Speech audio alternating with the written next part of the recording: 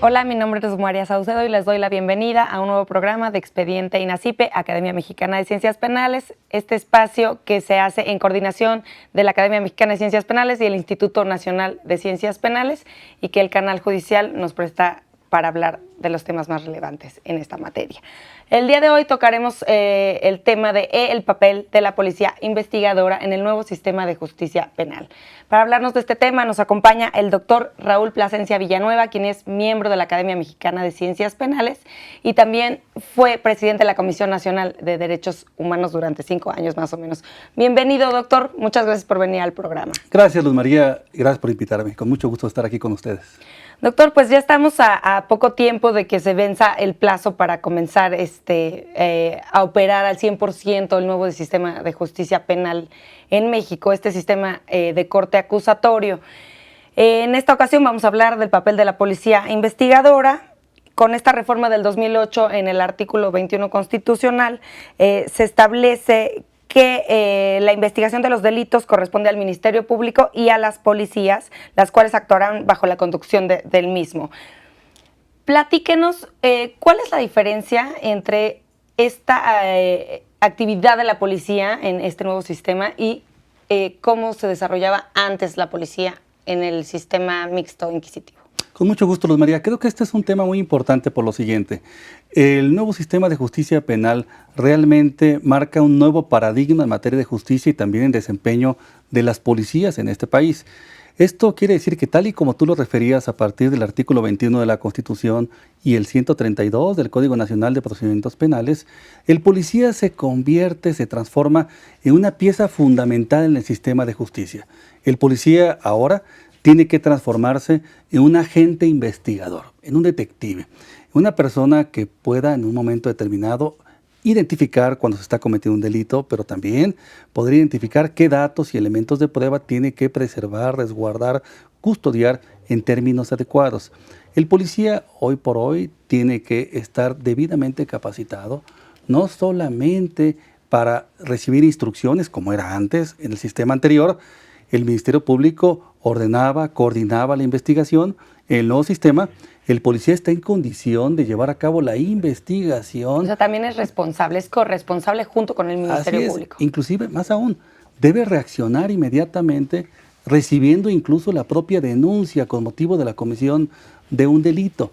Debe encargarse de asegurar la escena del delito, de preservar todos los datos y elementos de prueba y cuidar algo fundamental: que no se contaminen los datos o elementos de prueba para que estos puedan tener el efecto en el proceso, en el procedimiento penal acorde con las nuevas reglas. Esto es, hablamos de una gran distancia entre cómo se trabajaba con las policías anteriores, con el antiguo sistema, y cómo deberá trabajarse en unas cuantas semanas con la puesta en vigor plena del nuevo sistema de justicia. Doctor, aquí me entra así como una confusión, una duda. Estas policías que estamos hablando dependen del Ministerio Público, dependen de la Procuraduría General de la República, o la policía que conocemos es la que depende de la Comisión Nacional de Seguridad, ¿no? De la policía, de las policías estatales o de la Policía Federal. ¿Existe diferencia? ¿Hay dos tipos de policía o es una policía y que apoya al Ministerio Público, pero no depende de él? Es una muy buena pregunta esta, porque el nuevo sistema de justicia penal y el Código Nacional plantea el término policía de manera muy amplia y genérica. En ese orden de ideas engloba a todos aquellos elementos policiales y se pueden distinguir hoy por hoy en el nuevo sistema 3 por lo menos niveles de intervención. Un nivel de intervención como policía municipal o primer respondiente, un segundo nivel de intervención como policía investigadora y un tercer nivel de intervención que sería el policía con capacidad para procesar. Cada uno de ellos tiene una pertenencia a instituciones distintas. Así, por ejemplo, en el ámbito federal encontramos policías que tienen la posibilidad de investigar y de intervenir en la investigación de un delito, como lo es la Policía Federal, que no depende de la Procuraduría General de la República, y tenemos la Policía Investigadora o Policía Ministerial, que esa sí está dependiendo de la Procuraduría General de la República. Pero también tenemos las otras policías que dependen de cada entidad federativa, sea estructuralmente de las procuradurías, de las secretarías de gobierno o eventualmente de las presidencias municipales. De tal forma que hoy por hoy el sistema hace referencia al policía de manera genérica. Esto demanda entonces que debe capacitarse a todos los policías en un mínimo, en un estándar mínimo, para que estén en condiciones de responder ante la escena del delito en igualdad de circunstancias y evitar que por una equivocación, por un error, se beneficie al delincuente al anularse un dato o elemento de prueba por haberse contaminado dada la manipulación o indebida preservación de la misma. Entonces estamos hablando de que todos las policías tendrían que tener este tipo de conocimientos. Las obligaciones de la policía en el proceso están plasmadas en el artículo 132 del Código Nacional de Procedimientos Penales, y también hay algunas obligaciones que están en la Ley General del Sistema Nacional de Seguridad Pública. Entonces, quisiera que usted me platicara un poco de las obligaciones, cuáles son algunas de las principales obligaciones que tiene la policía, y que me contara si todos los policías, o sea, es que ya me lo dijo que sí, pero me parece increíble, por ejemplo, si el policía de tránsito tiene que tener conocimientos de las obligaciones que tiene en el Código Nacional de Procedimientos Penales y en la Ley General del Sistema Nacional de Seguridad Pública. Con mucho gusto, Luz María. Mira, creo que aquí hay un tema muy importante también. Hoy por hoy, el nuevo sistema, todo policía está en condición de recibir una denuncia. Hasta ahora esto no era posible. Hasta ahora tendría que acudirse ante el agente del Ministerio Público, presentarse la denuncia y el agente del Ministerio Público darle una orden a la policía para que llevara a cabo el inicio de una investigación. Ahora no. Entonces, una obligación que tiene el policía ahora, hoy por hoy, es recibir la denuncia y atenderla de manera inmediata y posteriormente a ello informar al Ministerio Público. Un cambio radical. Sí, radical. Antes se presentaba la denuncia y luego actuaba, ahora actúa y luego notifico al Ministerio Público para efecto de que conozca respecto de la denuncia, que ha tenido conocimiento y que ha validado en términos de que esté cierta. Pero también todos los policías tienen varias obligaciones que observar tratándose, por ejemplo, de la detención de una persona. Número uno, tienen que darle a conocer de manera clara, precisa, el motivo de la detención, el por qué se le está deteniendo.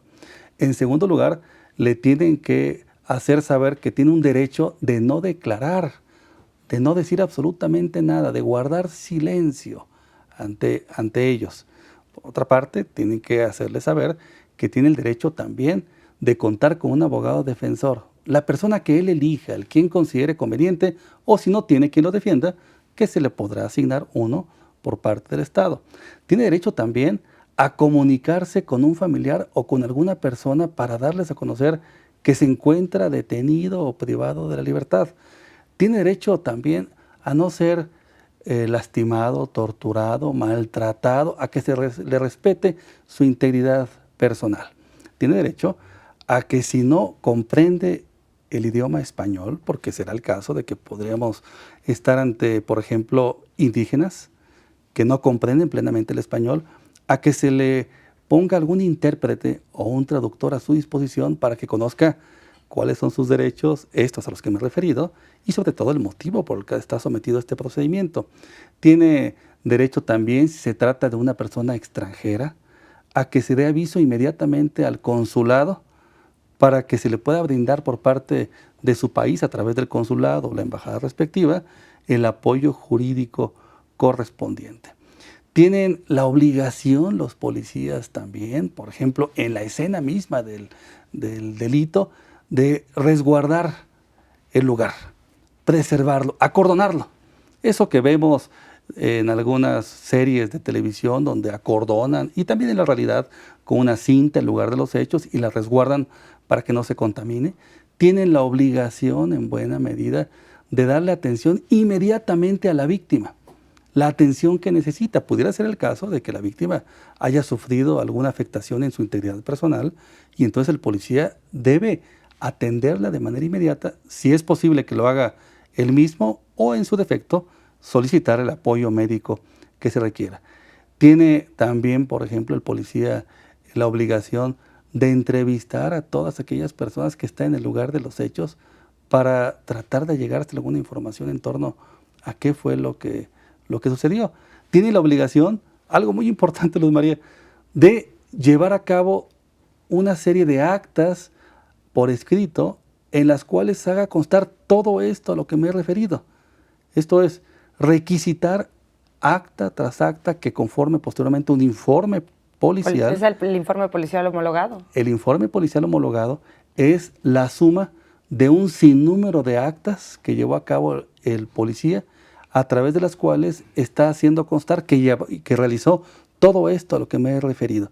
Aseguró el lugar de los hechos, lo acordonó, preservó los datos y elementos de prueba, recolectó algunos de ellos, los embaló debidamente, los trasladó, entrevistó a alguna persona, inspeccionó a alguna persona, inspeccionó algún lugar de los hechos, le prestó ayuda a la víctima, entrevistó a la víctima misma. Válgame, todo esto integrado en un informe policial homologado.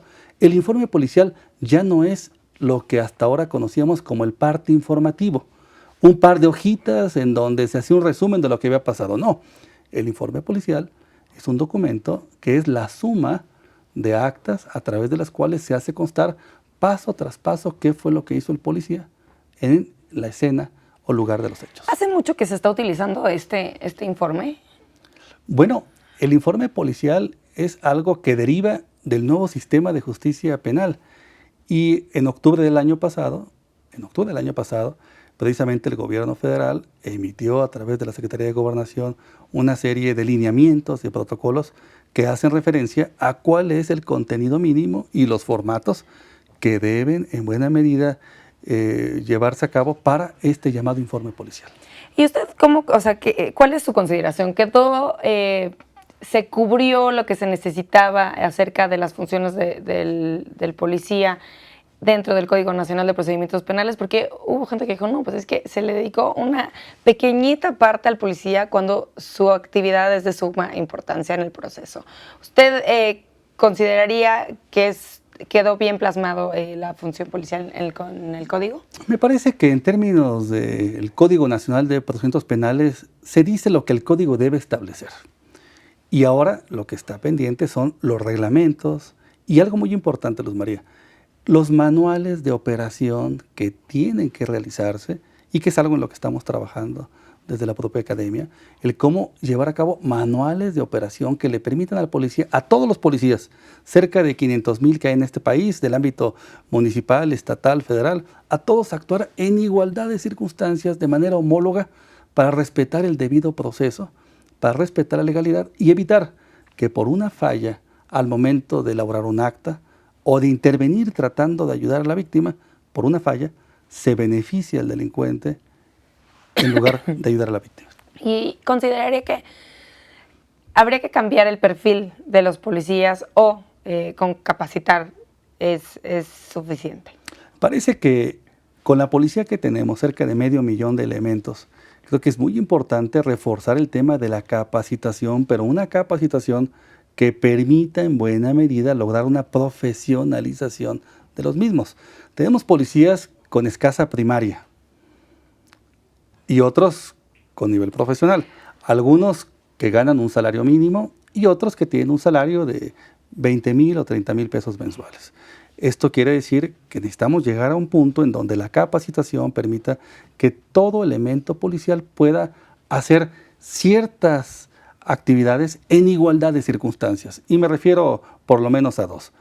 A poderle ayudar o brindar auxilio a la víctima al momento en que lo requiera, en los términos que plantea el nuevo sistema. Y por otra parte, a intervenir ante el hecho mismo del delito, buscándolo en buena medida prevenir o en su defecto reaccionar deteniendo al responsable cuando esto se está cometiendo de manera flagrante.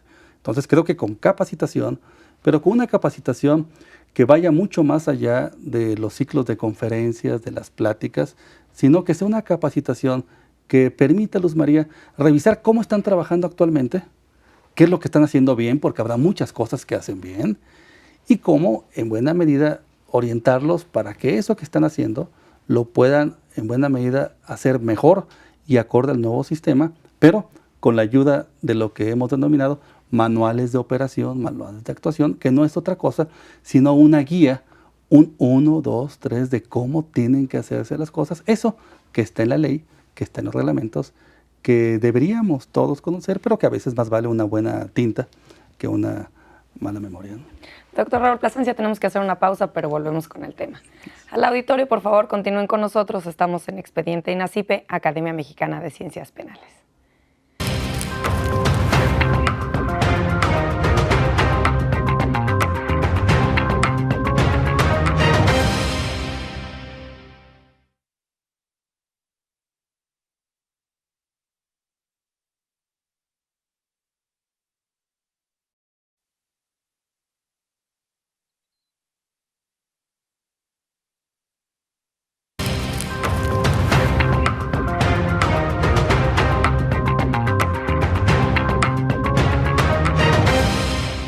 Gracias por continuar con nosotros en Expediente INACIPE, Academia Mexicana de Ciencias Penales. Les comento que pueden escribir sus comentarios y sugerencias a las redes sociales del canal judicial que aparecerán en sus pantallas, y también los invito a seguirnos en nuestro Twitter, que es @expediente_. Queremos saber sus comentarios y sugerencias acerca del programa y de los temas que quisieran que habláramos en este programa. El día de hoy estamos hablando del papel de la policía investigadora en el nuevo sistema de justicia penal con el doctor Raúl Plasencia Villanueva.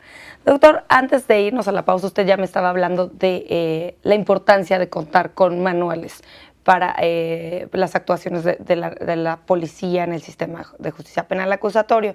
Yo quisiera que me platicara de qué tipo de manuales estamos hablando, si existirán pues manuales específicos para cada tipo de policía, que ya hemos hablado que sí existen como 3 niveles por lo pronto, o manuales específicos por tipo de delito. Hace poco tuvimos un programa de la investigación de los delitos con perspectiva de género, y hablaban de unos protocolos para la policía también en materia de género, ¿no? Entonces, pero también considero que sería complicado tener pues un manual para cada tipo de delito o algo así, ¿no? Por el estilo. Platíqueme, ¿qué contenido deberían de tener estos manuales?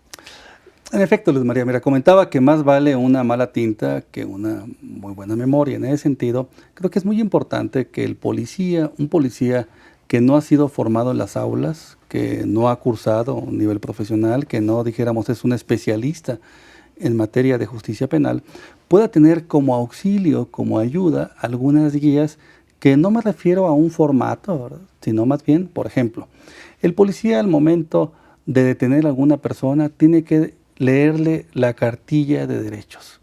Pero creo que el sistema de justicia va mucho más allá de solamente exigirle que lea la cartilla de derechos.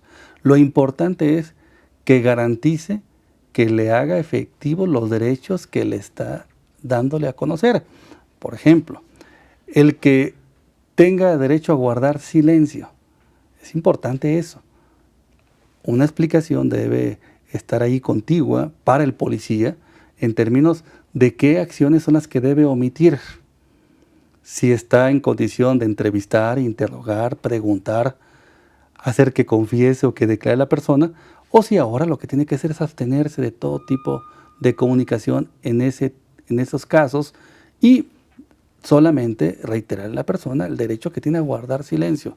Por ejemplo, el derecho que tiene la persona a nombrar un defensor o un abogado de su confianza para que lo defienda desde el momento mismo en que está detenido. No solamente es eso, lo importante es cómo hacérselo valer. Y a la víctima también, porque mucho eso ha sido la queja, ¿no? De que, bueno, la policía, bueno, y en su tiempo el sistema siempre iba a voltear a ver al imputado, ¿no? A cuidar los derechos del imputado. Pero bueno, también muchas veces cuando se cometen delitos la víctima está ahí. En efecto, y el nuevo sistema de justicia establece un pleno equilibrio entre los derechos de la víctima y los derechos del victimario, o bien del imputado o probable responsable, como lo queramos llamar. Pero no solamente refiere derechos, sino que exige que estos se hagan efectivos. Así, por ejemplo, la atención que debe brindársele a la víctima, la entrevista que se puede y debe realizar a ella, la manera como debe atenderse. Y vayamos aquí en términos de manuales a hacer referencia a 2 casos, y tú tocabas uno hace un minuto. ¿Cómo atender a una víctima mujer mayor o menor de edad o de la tercera edad? ¿Cómo atender a una víctima niña o niño menor de edad, por supuesto? ¿Qué tipo de atención es la que debe otorgársele? ¿En qué términos y quién lo va a hacer?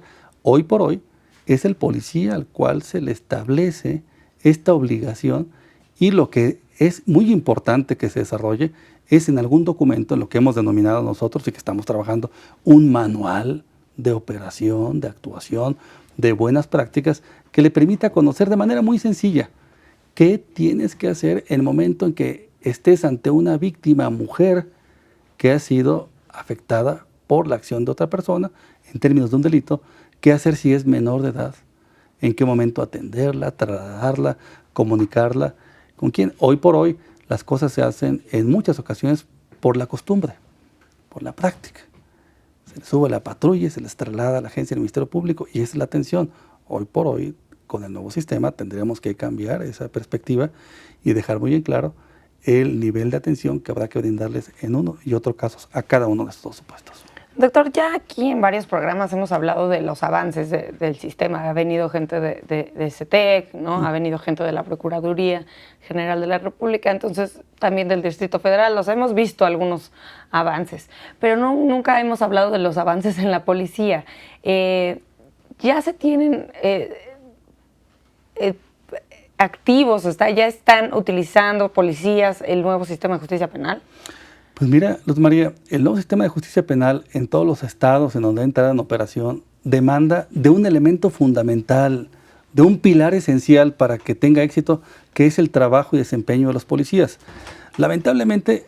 porque sí, en los estados se entró y debería de haber estado con todo y policía y con... Por supuesto, y creo que se ha fijado la atención de sobremanera en los jueces, cosa que está muy bien, prepararlos, capacitarlos, en los ministerios públicos, cosa que felicito, enhorabuena, creo que es magnífico que se haga, pero me parece que se ha descuidado de sobremanera la capacitación de estos actores que son fundamentales para que el sistema de justicia tenga éxito, que son los policías, y específicamente me refiero a los policías municipales o al primer respondiente, que es el servidor público que llega al lugar de los hechos. Si lo que se hace de inicio se hace mal, se contamina, esto implicará que el procedimiento penal corra el peligro de anularse y beneficiarse al delincuente por esta anulación por algo que se hizo de manera indebida. De tal manera que hoy por hoy tendría que voltearse un poco más la mirada hacia el tema policial para que se logre en algún momento de las etapas de este nuevo sistema de justicia que tengan un desempeño homologado, pero también altamente profesional, siempre respetuoso del debido proceso, que no es otra cosa, sino observar la ley, no hacer nada más ni nada menos de eso que establece la propia ley, pero que hoy por hoy muchos desconocen y que solamente trabajan sobre la base de la costumbre o la práctica institucional, haciendo lo que siempre se ha hecho en los términos que siempre lo han venido llevando a cabo. Claro, no, de hecho es capacitación ya por medio de manuales así, pero básica desde que sepan cuáles son sus obligaciones, ¿no? Porque en realidad, pues mucha gente no sabe que cambiamos de sistema y también yo podría pensar que también hay algunos policías que no lo saben, ¿no? ¿Usted ya ha podido ver alguna práctica de cómo está funcionando, a los policías actuando en el nuevo sistema de justicia penal? Sí, cómo no, lo he podido observar. Y lo que he también descubierto es que lamentablemente siguen, por ejemplo, haciendo las cosas en igualdad de circunstancias que en el sistema anterior, sin tomar en consideración que hoy por hoy la exigencia es otra, es distinta. Esto es, ya no estamos hablando, por ejemplo, de un parte informativo de qué fue lo que se hizo. Ya no estamos haciendo referencia de que en buena medida el Ministerio Público va a atender a la víctima, sino estamos haciendo referencia de una serie de obligaciones y compromisos que uno observa lamentablemente no se están cumpliendo, seguramente por desconocimiento de parte de este sector de policías. Me refiero en particular a los policías municipales, que siguen, por ejemplo, deteniendo sin informar de los derechos que tiene la persona a la cual han detenido, que siguen en buena medida evitando que se comuniquen las personas una vez detenidas con un familiar para darles a conocer qué es lo que está sucediendo, que en ocasiones, aun cuando la persona no comprende plenamente el español, no se le permite un traductor o intérprete, y a veces, pues, María, no por falta de ganas, simplemente porque no lo hay. No hay intérprete traductor. Se detuvo un extranjero del país que gustes, que no habla el idioma español. ¿En dónde? ¿De dónde saca el elemento de la policía municipal un intérprete. Sí, aún sabiendo las obligaciones que tienen, Así está complicado es, cumplirlas, aún ¿no? conociendo, detuvo a una persona que habla una lengua que no es el castellano o el español. No tiene el intérprete, no tiene el traductor. No cuentan con elementos para darle la facilidad para que se comunique con un familiar detenido. Nos ha tocado casos que he podido atestiguar de policías que, tratando de cumplir con la obligación, le prestan su teléfono celular, el personal, al detenido para que se comunique y así evitar una posible acusación de incomunicación respecto de la persona. Quisiera que habláramos acerca de, bueno, de la participación de la policía en varias etapas del proceso, ¿no? Ya hemos tocado la investigación, la cadena de custodia. Entonces, en la etapa inicial serían básicamente, esta sería la participación de la policía en cadena de custodia y resguardo de... Bueno, me parece que es muy importante la etapa inicial, porque la etapa inicial da sustento a lo que va a ser el juicio mismo. Esto es, se resguarda el lugar de los hechos, se aseguran los datos o elementos de prueba, se embalan debidamente, se trasladan y se depositan en el lugar, tratándose de datos o elementos de prueba. Se entrevistan a los testigos y víctimas. Se asegura al propio imputado y se le traslada ante la autoridad correspondiente de manera inmediata. Y se hace constar por escrito todo ello. Si se inspeccionó a la persona, si se le encontró algún objeto, instrumento o producto del delito, si se inspeccionó un vehículo, si se inspeccionó algún inmueble en el lugar de los hechos mismos, pero no solamente es que se haga constar el acta o el acto mismo de inspección, sino lo que se localizó, cómo se aseguró, se embaló, se resguardó, cómo se privilegió la cadena de custodia y eventualmente todo esto y muchos actos más son respecto a los cuales el policía que intervino ahí tendrá que atestiguar para corroborar y reafirmar cómo y por qué llevó a cabo ese tipo de actuaciones. A mí me gustaría que no dejáramos de hablar de los peritos, porque pues pareciera hasta ahora, como platicamos, que pues el policía es el que hace todo, pero también el policía tiene la obligación de llamar a los peritos o es dar parte al Ministerio Público y ya el Ministerio Público es el que decide también a qué expertos llamar, ¿no? Porque cada delito exige especialistas distintos. Muy importante la pregunta porque en efecto, si llega el policía y está en el lugar de los hechos y está recolectando algunos indicios o evidencias, es importante que también pueda identificar cuándo requiere la ayuda de peritos para trasladarse, y hoy por hoy él puede trasladarse solicitando la ayuda de peritos, criminalistas y expertos en diversas ciencias y artes para lograr localizar, fijar, recolectar, trasladar, embalar y custodiar debidamente datos y elementos de prueba, por ejemplo. Sí, porque es difícil que ellos sepan también de todas las especialidades de los peritos, por ejemplo, cómo resguardar las evidencias, ¿no? Sin duda, efectivamente. Por ello es que el policía debe tener una base de capacitación mínima, por lo menos para no contaminar el lugar de los hechos. Y si decide intervenir en el lugar de los hechos, poder también en buena medida manipular los indicios, los datos, los elementos de prueba de tal manera que no se contaminen estos. Y por supuesto también tener la habilidad para conocer y reconocer en qué momento requiere del auxilio de un equipo de servicios periciales para que lo acompañe o acuda al lugar mismo de los hechos para llevar a cabo ese tipo de intervención. Y esto en cuanto a la etapa inicial. Y en la etapa intermedia, ¿cuál es la participación de la policía? Bueno, yo creo que en la parte ya intermedia lo que tiene que hacer es simplemente ajustarse a los requerimientos judiciales que se le formulen y lo que las propias partes establezcan, exclusivamente. Eso ya en la etapa del policía pasa de una cuestión meramente operativa a una cuestión propiamente formal. Esto es, de qué manera están elaboradas las actas, el informe policial homologado, si va a acudir a rendir su testimonio, si hay contradicciones, no existen.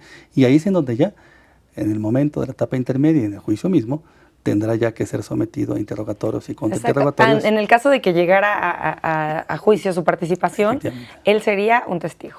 Él sería un testigo. Estaría ahí participando como testigo, corroborando todo eso en lo que intervino previamente. ¿Cuáles serían las habilidades, conocimientos que usted consideraría que un testigo policía debería de tener? Bueno, número uno, yo creo que debe de estar muy consciente del debido proceso. Esto es, en buena medida, evitar violentar la ley en su actuación. De tal forma que, por ejemplo, si era muy importante dar un aviso consular respecto de la persona que se encontraba detenida, buscar y garantizar que esto se haga de manera adecuada. No estar esperando que sea el agente del Ministerio Público el que lo vaya a hacer si ya tiene a la persona detenida durante algunas horas. El hecho de que, por ejemplo, esté consciente de que si detuvo a una persona y no le hizo válido su derecho a comunicarse con alguien para dar a conocer que estaba detenido, o bien permitirle a su abogado, al que él eligiera, que acudiera a defenderlo, eso también podría hoy por hoy, Luz María, anular esas actuaciones y por consecuencia anular el procedimiento en general. Es muy importante, ¿no? Eso de cuidar el debido proceso.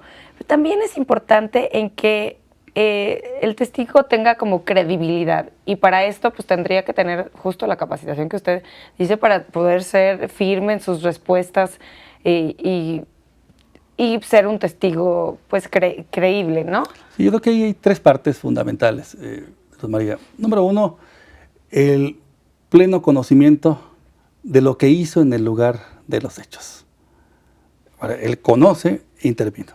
Dos, las habilidades correspondientes profesionales para actuar en el propio lugar.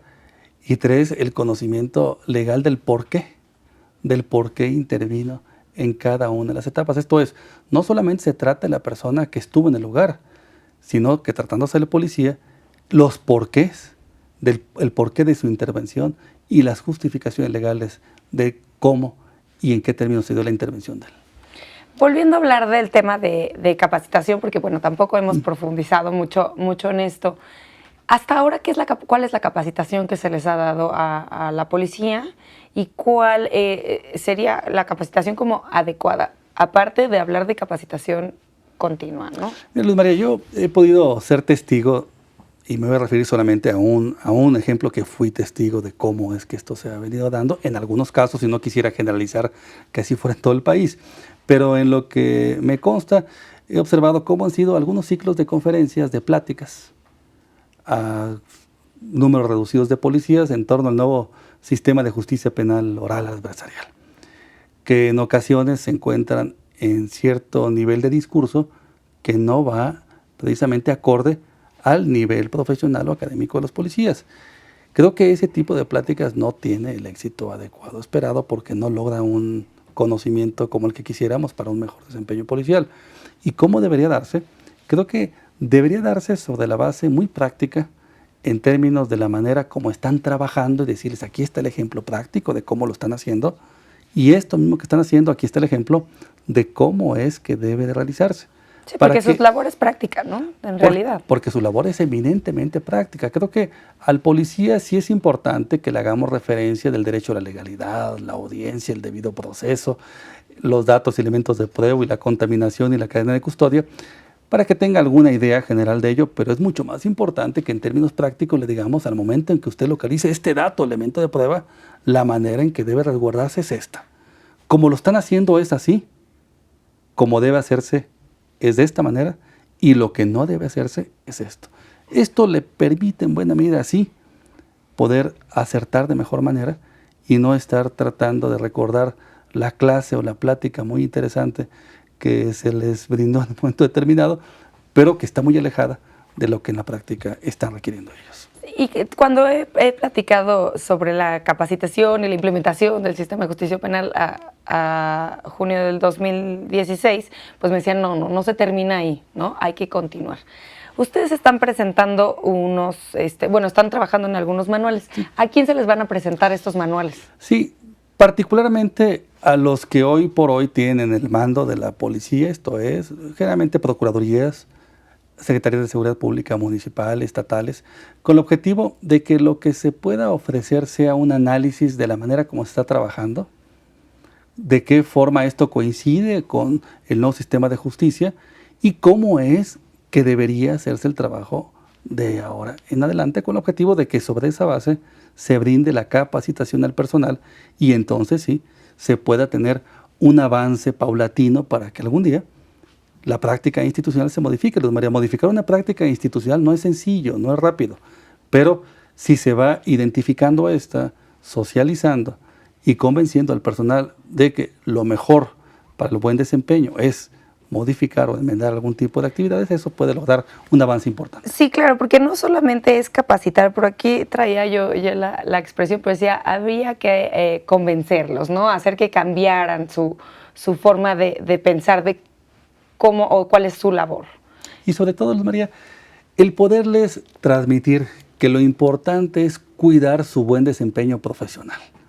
Que lo que hagan se haga muy bien para que todo el mundo nos sintamos orgullosos de lo que están haciendo y no resulte al paso del tiempo que al policía se le acusa de haberle violado los derechos a un detenido cuando el policía lo que estaba haciendo era tratar de cumplir con su labor, pero lamentablemente con el escaso, muy poco conocimiento o gran desconocimiento de cómo debería hacer las cosas. Doctor Raúl Plasencia, tenemos que hacer nuevamente una pausa, pero volvemos con este tema tan interesante. Claro que sí. Al auditorio, por favor, continúen con nosotros. Estamos en Expediente INACIPE, Academia Mexicana de Ciencias Penales.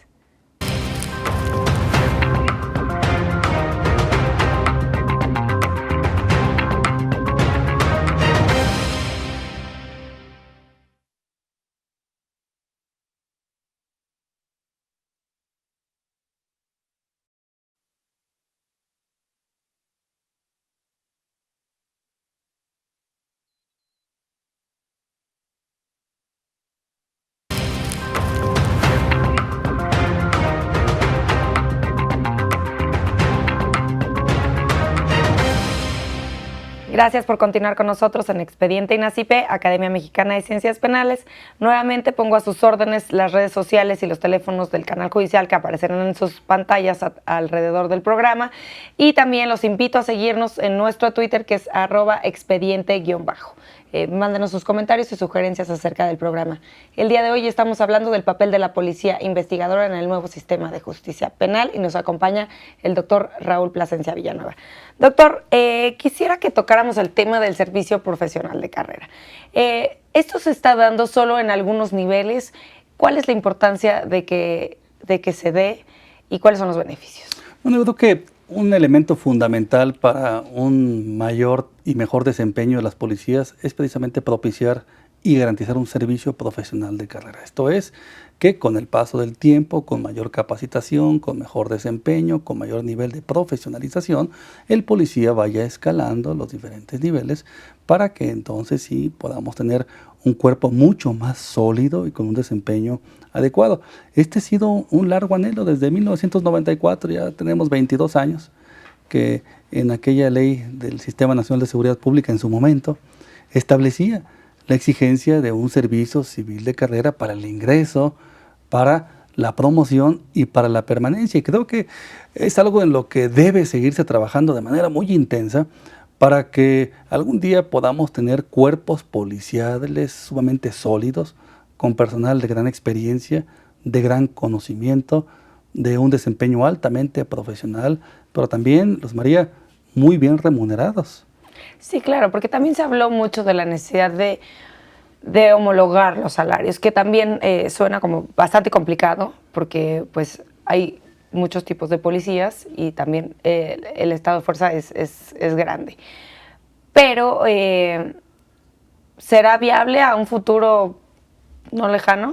Pues Luz María, no solamente diría que debe ser viable, sino que es necesario, importante, fundamental que se lleve a la práctica, porque el policía es ese agente del Estado, ese servidor público al que le encomendamos la protección de los bienes más importantes que tenemos, el patrimonio, la vida, la familia, de tal manera que tiene que estar con un desempeño altamente profesional, pero también debidamente remunerado.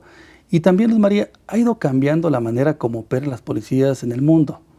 Cada vez estamos hablando de policías más profesionales, con más capacitación y con diversas estrategias de intervención. El policía de calle, salvo el tema de tránsito, cada día va pasando más a la historia. Y ahora vamos hablando de policías investigadores y de investigadores de cada vez mucho mayor nivel. Hoy por hoy, expertos en el manejo de temas informáticos, por ejemplo, para la identificación, seguimiento, monitoreo de diversos delitos. de tal forma que a mayor exigencia de nivel profesional debe corresponder también una mayor retribución, un mejor salario. Ya estábamos hablando de que no, el día que se cumple el plazo para implementar el sistema de justicia penal cambiará todo, ¿no? Como por arte de magia, sino esto es un trabajo paulatino. Pero ¿usted considera que con el cambio al nuevo sistema de justicia penal, también la ciudadanía cambiará su percepción acerca de la policía poco a poco? Porque pues también se sabe que la percepción que tiene la ciudadanía de la policía es como poca confiabilidad. Pues Luz María, creo que en niveles de confianza y de credibilidad hacia instituciones públicas, lamentablemente en nuestro país las policías se encuentran en el último lugar, lamentablemente. El nivel de desconfianza es muy alto. Yo tengo la esperanza de que con un mejor nivel de capacitación se alcance un mayor nivel profesional y entonces sí, con un buen desempeño en las policías se pueda ir recuperando la confianza y algún día tengamos una gran confianza en los elementos policiales, todos, como la que se le tiene en otros países a estas organizaciones. Doctor, hay un tema que ha estado muy debatido, ha salido también en los medios, sobre todo al inicio de este año, acerca del mando único. Yo quisiera que nos diera su opinión y que nos platicara un poco en qué consiste este mando único, si consiste en homologar criterios, homologar reglas, leyes por medio también de manuales, protocolos, o si estamos hablando de verdad, de que toda la policía sea una sola y dependa de quién, ¿no? Creo que ese es un tema que hoy por hoy está ahí en la discusión en el Congreso de la Unión y que tienen que darnos alguna luz de qué decisión van a tomar. Creo que el mando único puede analizarse y revisarse desde varias perspectivas y permíteme citar por lo menos dos. Uno, en términos administrativos o de organización. Si el mando único va a ser o va a recaer en una sola persona en el ámbito nacional o en el ámbito estatal, lo cual creo que no va más allá de una mera decisión política. Si se quiere concentrar todo en una sola institución, una sola persona, y posteriormente establecer las bases bajo las cuales se dará la coordinación, si va a seguir existiendo, o si desaparece la coordinación y será ahora subordinación en términos del mando único. Pero bueno, eso tendrá que resolverse administrativamente y en la reforma. Y luego tenemos la parte que me parece más delicada, más compleja y más crítica. Porque la parte administrativa, aun cuando puede ser motivo de discusiones y de debates, claro, porque creo que no deja de ser eso, esta parte administrativa, por ejemplo, que algunos presidentes municipales decían, no quiero mando único, que tampoco... Así es, por ejemplo, si un presidente municipal no desea que le quiten a su policía, un gobernador tampoco, o se quieren coordinar o no, son decisiones más político-administrativas que deben resolverse en ese ámbito. Que de fondo. Y hasta ahí, que no tiene mayor fondo, porque finalmente eso no garantiza un mejor desempeño. De quién va a depender no garantiza que por eso la policía se transforme. Lo que sí es la siguiente parte. Hablando de policías, tendremos por lo menos 3 actividades que llevan a cabo y que en un mando único tiene que revisarse cómo van a quedar estas. El policía de proximidad, que vemos en las calles, ayudándonos, colaborando, auxiliando a la sociedad. ¿Que también son como preventivos? Que es una especie de lo que conocemos como policía preventiva, ahora se le denomina policía de proximidad. Tenemos el policía investigador, para el nuevo sistema. ¿De quién va a depender este policía investigador? ¿También del mando único o no? Y por otra parte tenemos a los grupos de operaciones especiales o grupos de reacción.